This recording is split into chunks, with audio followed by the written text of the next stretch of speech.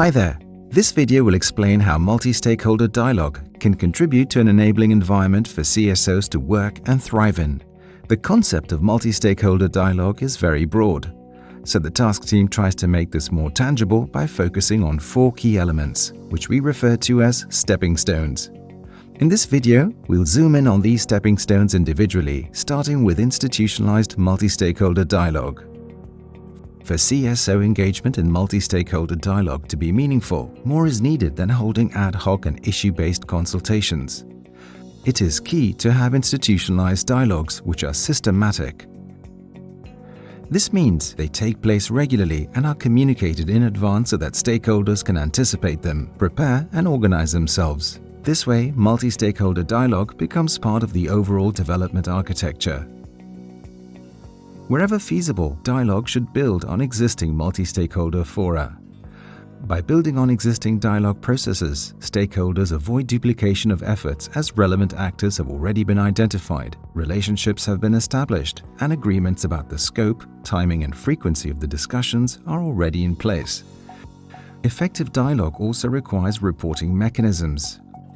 Whenever CSOs, donors, or partner governments have received input from their partners to inform certain decisions, policies, or programs, feedback should be provided on if and how this input was taken up. Through multi-stakeholder dialogue, CSOs are able to share their insights and experiences from the field and bring to the table the voices of the most marginalized people that are often excluded from development discussions. But to do so, dialogue needs to be accessible. This is the second stepping stone. For accessible dialogue, it is important that relevant information is provided in a timely manner and in accessible language. The host should ensure that all stakeholders are able to access information with minimal costs and bureaucratic procedures. For CSOs to have real access to the table, it is important that they can make interventions.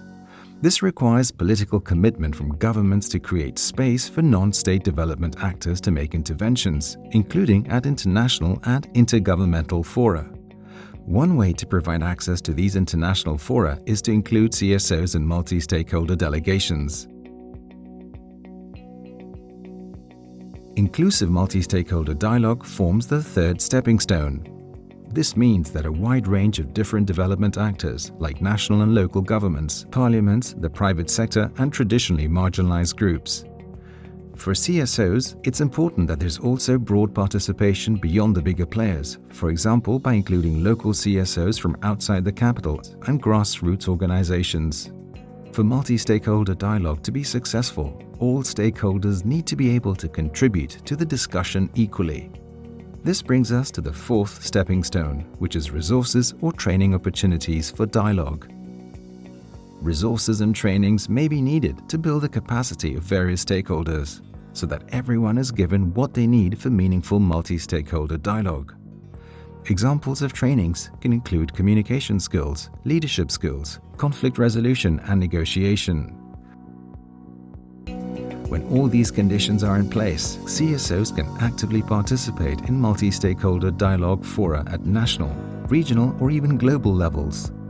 Now that you know exactly what is needed for meaningful multi-stakeholder dialogue, who will you be striking up a conversation with?